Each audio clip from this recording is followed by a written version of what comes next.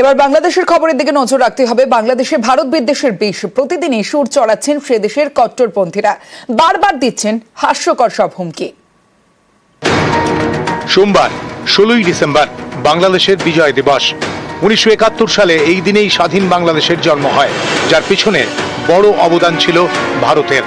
অনেক ভারতীয় সেনা বাংলাদেশের মুক্তিযুদ্ধে শহীদ হন। এসব ইতিহাস ভুলে বাংলাদেশে এখন ভারত বিদ্বেষের বিষ। 5 আগস্টের পরে মনে হয় নাই, এই 10 দিন ধরে মনে হয়েছে বাংলাদেশ স্বাধীন। স্বাধীনতার ইতিহাসে তথাকথিত 71-এর স্বাধীনতার নাম দিয়া ভারতের গোলামির জিঞ্জিরে পাকিস্তানের গোলামি বাদ দিয়া ভারতের গোলাম হয়েছিল বাংলাদেশ। অথচ এখন ভারতের বিরুদ্ধে বাংলাদেশ বিবৃতি দেয়। ভারতের বিরুদ্ধে কি দেয়? এখন না কিছুটা মনে হয় স্বাধীন। বাংলাদেশের বর্তমান পরিস্থিতি সরকারের হাতের বাইরে। সেখানে প্রচ্ছন্ন মদত রয়েছে সরকারের হিন্দুদের উপরে অত্যাচার করার। এর একসময় সমাধান হবেই। ভারতের পণ্য না গেলে না খেয়ে মরবে। 1 অক্ষর 1 ইঞ্চি পেটে কালির বুদ্ধি নেই, ঠিক আছে? যেটা করছে ওই জামাতের বুদ্ধিতে করছে। কট্টরপন্থীদের সুরে সুর মিলিয়েছেন বাংলাদেশের সুপ্রিম কোর্টের অবসরপ্রাপ্ত বিচারপতিও। ভারতের এই কূটকৌশলের মধ্যে আমরা নিষ্পেষিত হয়েছি।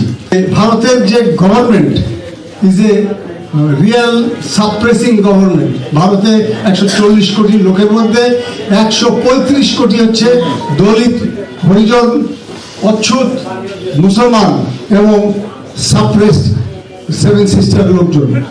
এদের মুক্তি দান করার জন্য আমরা যথেষ্ট।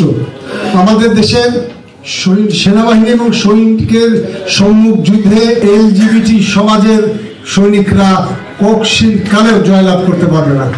বাংলাদেশের রাষ্ট্রপতি, প্রধানমন্ত্রী, বিরোধী দলীয় নেত্রী, গুরুত্বপূর্ণ হত্যাকর্তারা যখন ডাক্তার দেখাতে বিদেশে যান, লজ্জা লাগে না বাংলাদেশের রাষ্ট্রের যারা রাজনীতি করে যে এই দেশের নাগরিক হয়েছে আরেক দেশে ট্রিটমেন্ট নিতে যায়? এইরকম একটা নির্লজ্জ রাষ্ট্র ব্যবস্থা সে 53 বছরে আমাদেরকে দিয়েছে। এবং কোন রাজনৈতিক দলের নেতারা লজ্জিত না এই কারণে। দেখবেন সে মরতে সিঙ্গাপুরে যাবে, কিন্তু বাংলাদেশে ঢাকা মেডিকেলে ভর্তি হবে না। সে মরতে থাইল্যান্ডে যাবে, ব্যাংককে যাবে, ভারতে যাবে, তারপর বাংলাদেশের স্বাস্থ্য খাতকে সে ভালো করবে না। গত আগস্ট থেকে শেখ হাসিনা দেশ ছাড়া। তিনি বাংলাদেশ ছাড়তেই সেখানে সংখ্যালঘুদের উপর অত্যাচার শুরু হয়।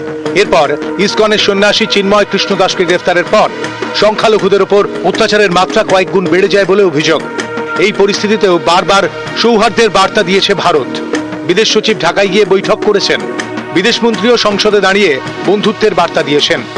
কিন্তু বাংলাদেশের কট্টরপন্থীরা এর মূল্য বুঝছেন না। তাদের গলায় শুধুই হুঙ্কার। আমরা শুধু ভারতকে একটি জিনিস বলে দিতে চাই, আপনাদের সাথে আমাদের সম্পর্ক কি হবে সেটা আপনারা আপনাদের কাজের মাধ্যমে নির্ধারণ করবেন। যেই খুনি হাসিনা এতগুলো মানুষকে খুন করে এই বাংলাদেশ থেকে পালিয়ে গিয়েছে, বাংলাদেশের মানুষের দ্বারা এই দেশ থেকে তাড়িত হয়েছে, সেই খুনি হাসিনাকে আপনারা আশ্রয় দিয়েছেন। যদি এই বাংলাদেশের সাথে আপনাদের সম্পর্ক স্থাপন করতে চান, খুনি হাসিনাকে বাংলাদেশে ফিরিয়ে দিন।